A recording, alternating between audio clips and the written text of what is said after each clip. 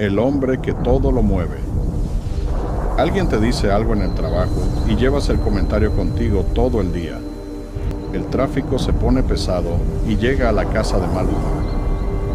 Tu pareja dice algo en el tono equivocado y de repente todo se convierte en una discusión que ninguno de los dos buscaba. Alguien publica algo en redes que no tiene nada que ver contigo y sin embargo te molesta durante horas. ¿Cuándo fue la última vez que pasaste un día entero sin que algo o alguien te sacara de tu centro? Para la mayoría de los hombres, esa pregunta es incómoda, porque la respuesta honesta es que casi no recuerdan cómo se siente eso. Y el problema no es que seas débil. El problema es que nadie te enseñó la diferencia entre lo que merece tu energía y lo que no. Entre reaccionar y responder. Entre dejarte llevar por cada ola que pasa y aprender a mantenerte de pie mientras el mar se agita a tu alrededor. Eso es exactamente lo que los estoicos entendieron hace más de 2000 años y lo que vamos a trabajar hoy. En este video vas a aprender 7 principios concretos para dejar de ser movido por todo lo que sucede a tu alrededor. No es filosofía de biblioteca. Es un sistema práctico que puedes empezar a aplicar hoy mismo en las situaciones reales de tu vida. Si alguna vez has sentido que el mundo tiene demasiado control sobre tu estado de ánimo, este video es para ti. Bienvenido a Rompe y Crece.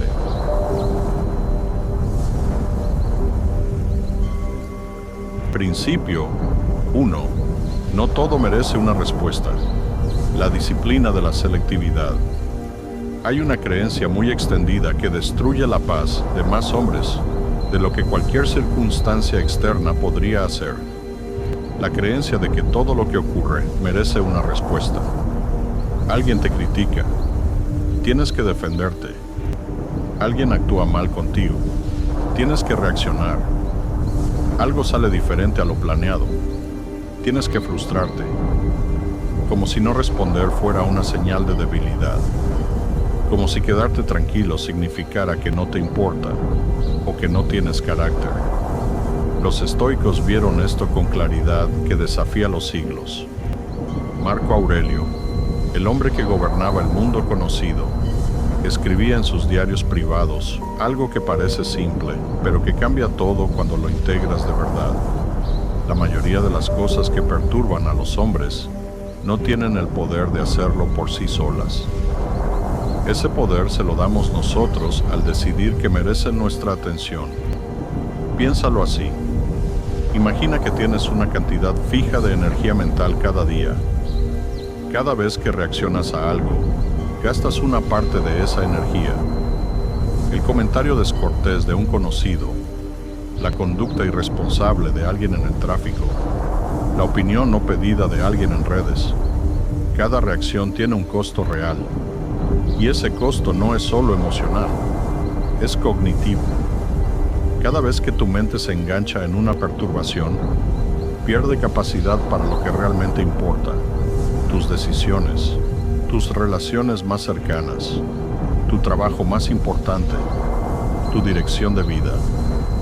Epicteto lo enseñaba de esta manera. Antes de reaccionar a cualquier cosa, hazte una sola pregunta. ¿Esta situación está dentro de mi control o fuera de él? Si está fuera de tu control, reaccionar no cambia la situación, solo te drena. Si está dentro de tu control, entonces lo que necesitas no es una reacción emocional, sino una acción deliberada. Esa distinción, la dicotomía del control, es la base sobre la que se construyen todos los demás principios de hoy.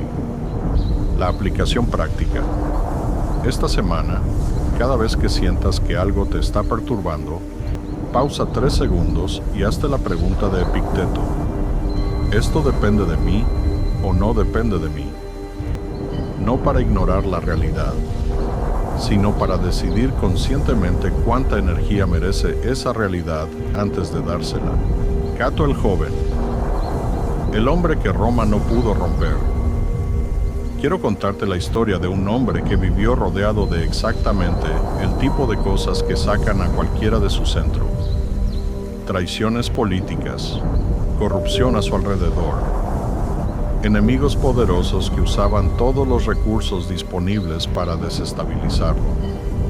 Y sin embargo, este hombre pasó toda su vida siendo el único en la sala que no perdía la compostura cuando todo a su alrededor colapsaba.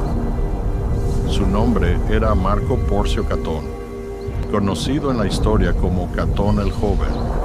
Roma, en el primer siglo antes de Cristo, era un sistema en descomposición activa.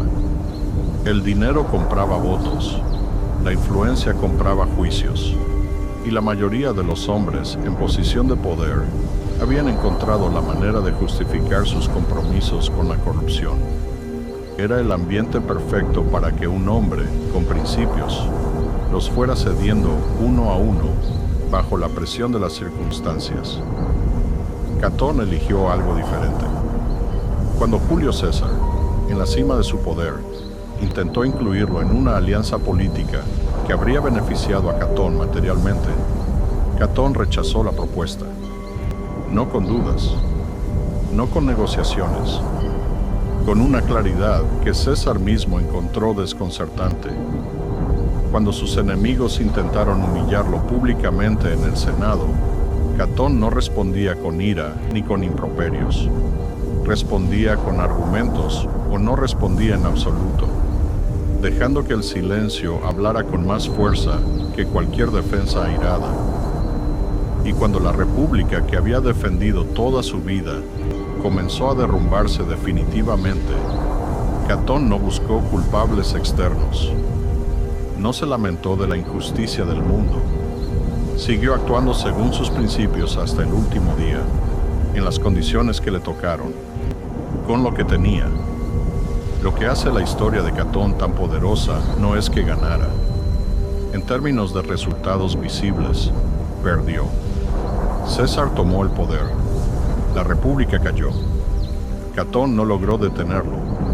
Lo que hace su historia poderosa es que ninguna de esas derrotas externas cambió lo que era internamente. Y eso es precisamente lo que los estoicos consideraban la victoria real. La pregunta que te dejo de esta historia es directa. ¿Cuántas de las cosas que hoy te perturban cambiarían tu carácter si las enfrentaras con la misma claridad que Catón? ¿O están perturbándote precisamente porque todavía no has decidido quién eres, con independencia de lo que pase afuera?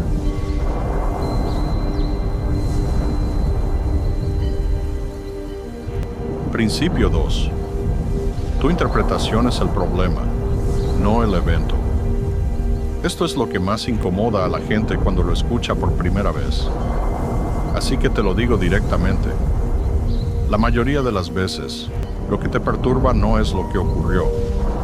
Es lo que decidiste que significa lo que ocurrió. Un colega no te saluda al entrar a la oficina. Evento neutral. Pero en un segundo tu mente construye una historia. Está molesto contigo. Algo hiciste mal. La relación está deteriorada.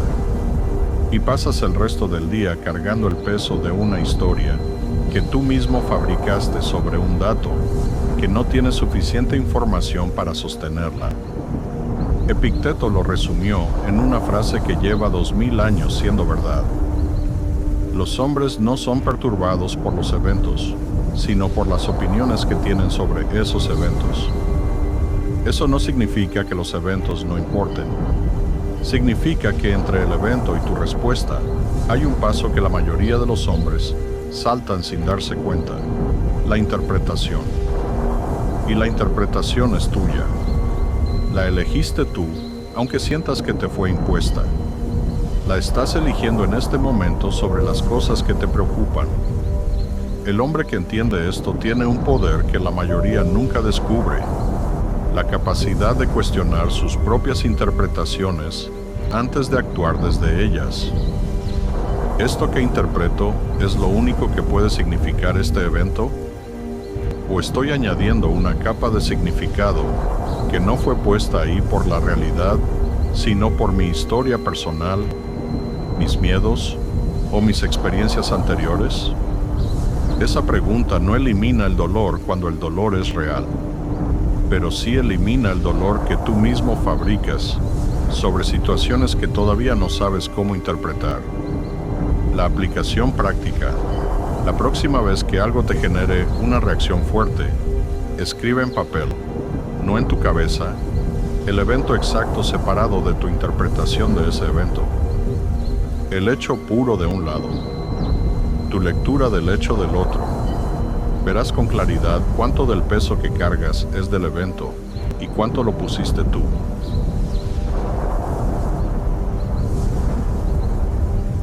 Principio 3.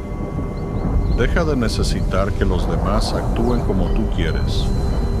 Esta es probablemente la fuente de perturbación número 1 para la mayoría de los hombres que no lo han nombrado así todavía.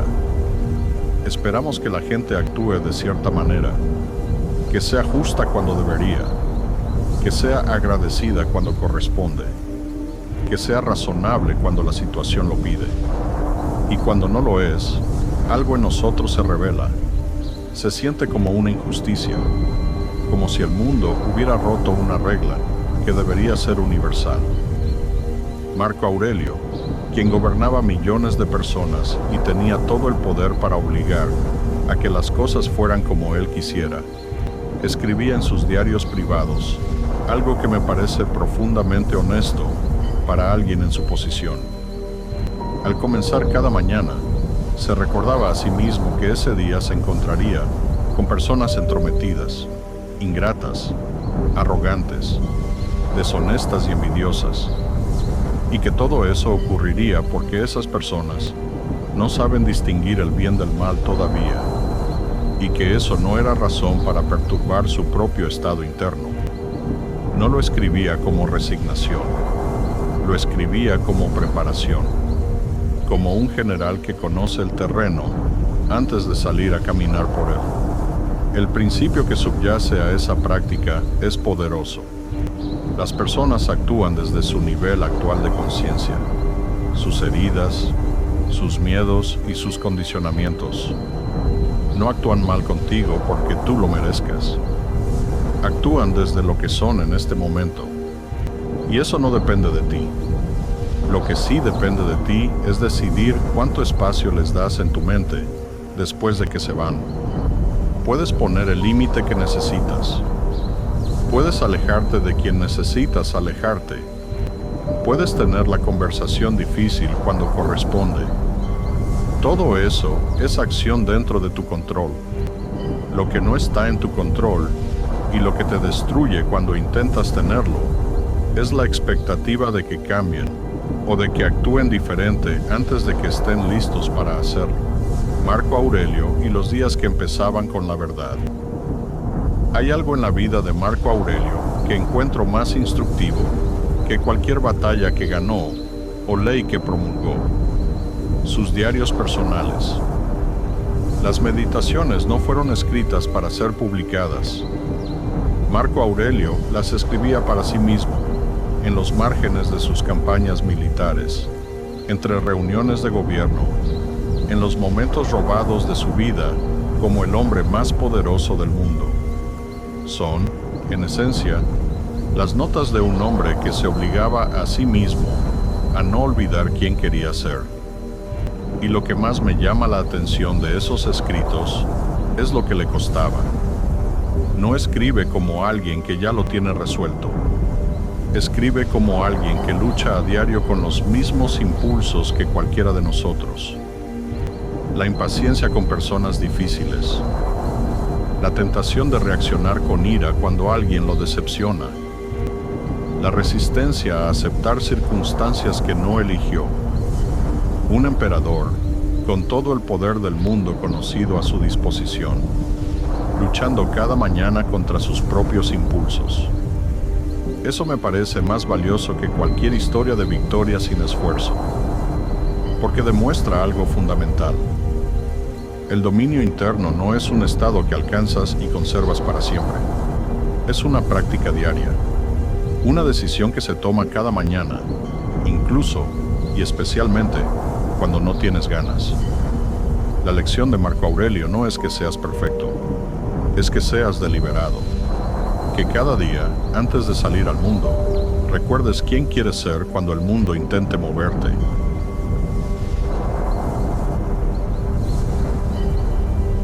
Principio 4. Entrena la pausa, el espacio donde vive tu libertad. Entre lo que te ocurre y cómo respondes existe un espacio. Ese espacio puede durar una fracción de segundo o varios segundos. Y en ese espacio, si lo entrenas, vive toda tu libertad. El hombre que no ha entrenado ese espacio no lo percibe. Para él, el estímulo y la reacción son casi simultáneos. Alguien dice algo y ya respondió. Algo ocurre y ya reaccionó. El impulso y la acción son una sola cosa. El hombre que ha entrenado ese espacio empieza a notarlo. Y en ese espacio puede hacer algo que cambia absolutamente todo. Puede elegir. Los estoicos llamaban a esto prohairesis, la facultad de elección deliberada.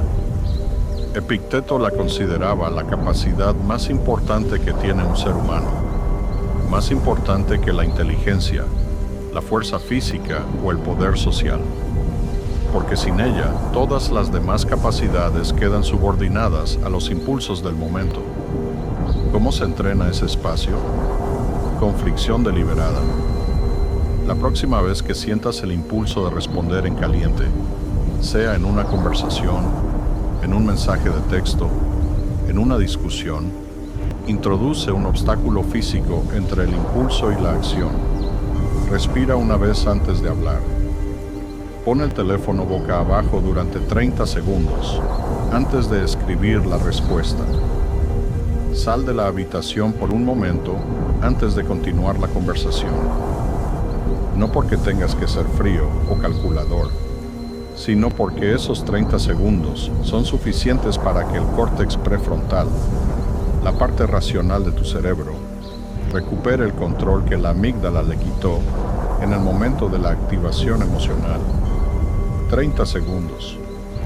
Esa es la diferencia entre una respuesta que te representa y una reacción que tendrás que reparar.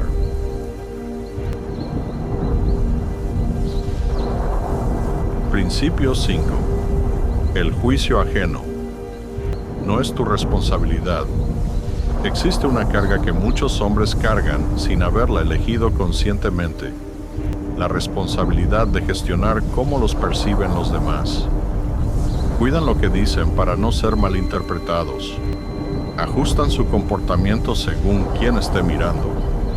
Revisan lo que publicaron para ver cómo fue recibido. Y cuando la percepción no coincide con la intención, algo en ello se contrae, se defiende o se justifica. Marco Aurelio tenía una perspectiva que corta ese ciclo de raíz. Él distinguía claramente entre lo que podía controlar, sus acciones, su intención, su carácter, y lo que no podía controlar, la interpretación que otros hicieran de todo eso. Y su posición era directa. Hacer lo correcto es tu responsabilidad. Cómo lo interpreta el mundo no lo es. Eso no significa indiferencia ante el impacto de tus acciones. Significa que una vez que actuaste con intención limpia, el trabajo de gestionar las percepciones ajenas no te pertenece. El hombre que entiende esto se libera de una cantidad enorme de energía que antes gastaba en la gestión de imagen. Y esa energía liberada puede ir a algo mucho más productivo. Ser consistente con quien dice que es, independientemente de si alguien está mirando o aprobando. La reputación más sólida no se construye gestionando percepciones. Se construye siendo lo mismo cuando hay audiencia que cuando no la hay.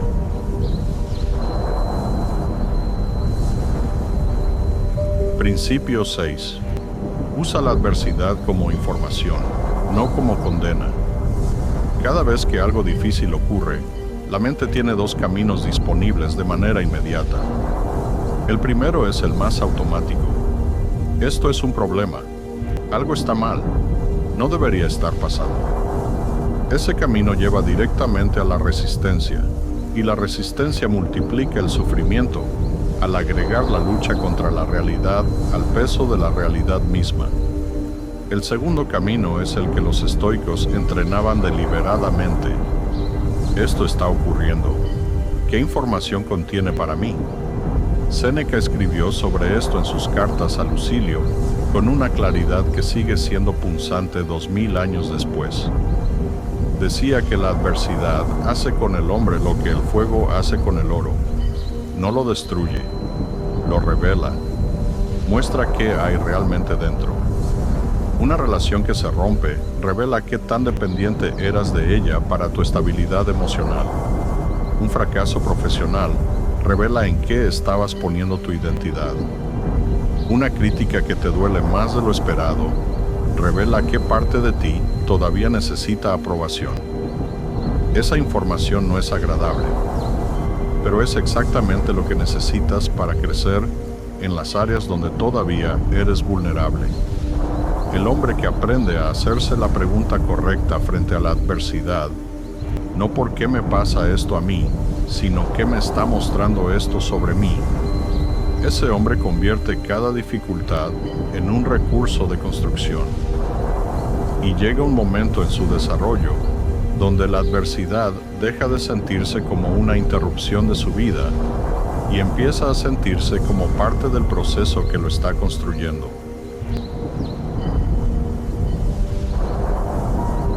Principio 7. Construye un estándar interno que no dependa del exterior. Todo lo que hemos trabajado hoy converge en un punto final. La razón por la que todo y todos te afectan más de lo que debería no es falta de información. Es que todavía no has construido un estándar interno lo suficientemente sólido como para que sirva de ancla cuando el mundo intenta moverte. Un estándar interno no es un listado de metas. Es una definición clara de quién eres, cómo actúas y qué valoras, que no cambia dependiendo de quién esté mirando, de qué tan bien salieron las cosas o de cuánta aprobación recibiste. Epicteto lo llamaba vivir de acuerdo con la naturaleza. Marco Aurelio lo llamaba actuar según la virtud. Séneca lo llamaba ser consistente con uno mismo. 3 hombres, 3 épocas, 3 contextos radicalmente diferentes. La misma idea central. Cuando tienes ese estándar claro, algo cambia en la manera en que el mundo te afecta. Una crítica puede llegar y tú puedes evaluarla con frialdad. ¿Es válida según mi propio estándar? Si lo es, la usas para crecer. Si no lo es, la dejas pasar sin darle más peso del que merece. Un elogio puede llegar y no necesitas perseguirlo porque tu sentido de valor no depende de él. Una circunstancia difícil puede aparecer y, aunque duela, no te define porque sabes con claridad que eres más que lo que te ocurre. Ese estándar es el trabajo de toda una vida y empieza con una sola pregunta que te haces hoy. ¿Quién quiero ser con independencia de lo que pase afuera? La respuesta a esa pregunta es tu ancla. Constrúyela, refínala, vive según ella. Porque el hombre que tiene esa ancla no puede ser movido por cualquier corriente que pase. La decisión de hoy. 7 principios. Una sola dirección. Dejar de ser movido por todo lo que ocurre afuera y empezar a moverte tú desde adentro. No es un cambio que ocurre de golpe. Ningún cambio real funciona así. Es un entrenamiento diario, pequeño y consistente, que con el tiempo produce un tipo de hombre que la mayoría de la gente a su alrededor nota pero no puede describir exactamente con palabras. Lo notan en cómo responde cuando las cosas se ponen difíciles, en cómo no necesita defenderse ante cada crítica, en cómo su presencia en una sala tiene un peso diferente al de alguien que reacciona a todo. Ese hombre no nació así, se construyó, con exactamente el tipo de trabajo que hemos hecho en estos 20 y tantos minutos. Tu tarea esta semana es simple. Elige uno de los 7 principios de hoy. Solo uno. El que más te incomodó al escucharlo. Esa incomodidad es la señal de que ahí está el trabajo real. Y practica ese principio con seriedad durante 7 días. No perfectamente, con seriedad. Una semana después, algo habrá cambiado. No el mundo. Tú. Comenta abajo con cuál de los 7 principios vas a empezar. Quiero leerlo. Y si conoces a alguien que necesita este video, compártelo sin explicaciones. A veces la mejor ayuda que puedes darle a alguien es poner frente a él algo que no sabía que necesitaba escuchar. Suscríbete a Rompe y Crece. Aquí no hacemos motivación de una noche, hacemos construcción de largo plazo. Nos vemos en el próximo video.